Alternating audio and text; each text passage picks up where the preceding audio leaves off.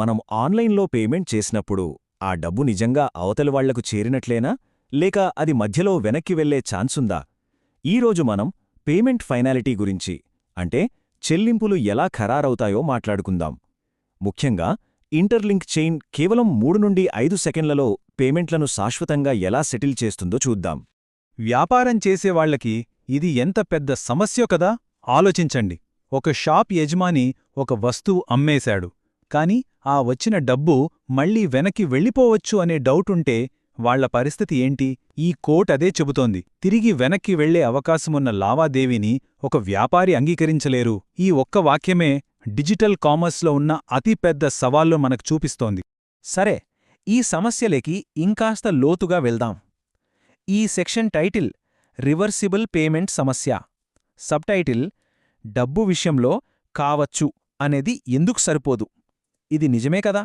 డబ్బు విషయంలో మనకు అనుమానమనేది ఉండకూడదు. చాలా నెట్వర్క్లు ప్రాబబిలిస్టిక్ ఫైనాలిటీ అనేదాన్ని వాడతాయి.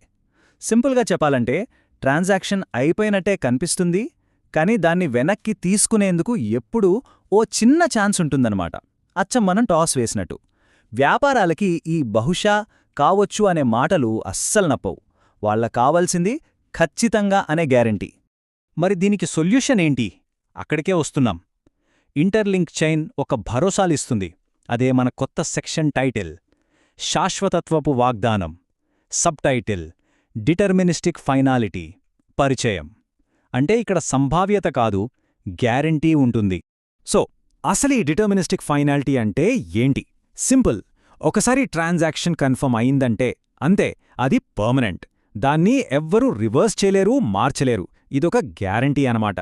Interlink chain Byzantine fault tolerant consensus అనే టెక్నాలజీతో ఈ హామీ ఇస్తుంది. ఇదే అసలు మ్యాటర్.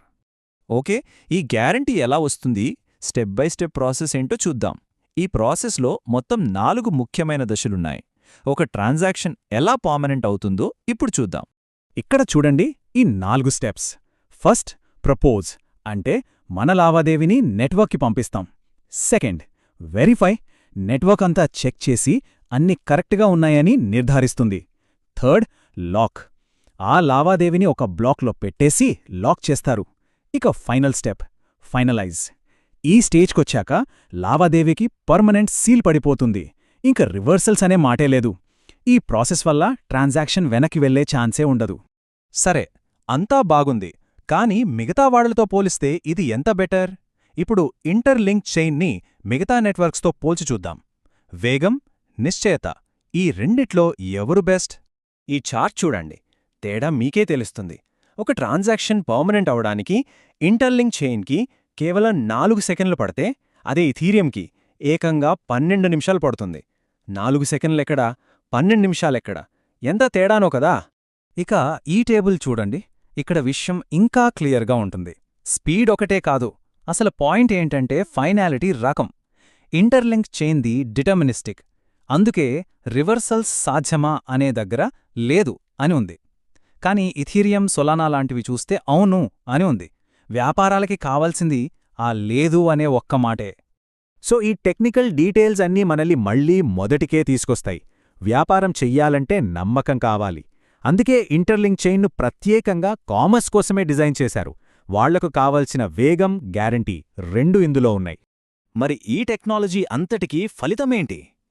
కేవలం ఈ ఒక్క నెంబర్, 3 నుండి 5 సెకండ్లు.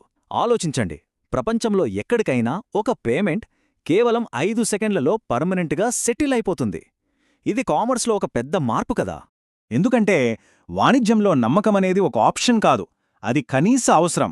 ప్రతి వ్యాపారానికి ఉండాల్సిన బేస్లైన్ అది.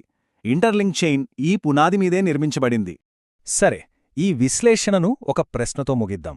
వాణిజ్యానికి ఈ నిశ్చయతే ప్రాథమిక అవసరమైనప్పుడు మరి ఇలాంటి గ్యారంటీ అవసరమయ్యే ఇంకెన్ని సిస్టమ్స్ మన చుట్టూ ఉన్నాయి? వాటిని కూడా మార్చాల్సిన అవసరం ఉందేమో? దీని గురించి కాస్త ఆలోచించండి.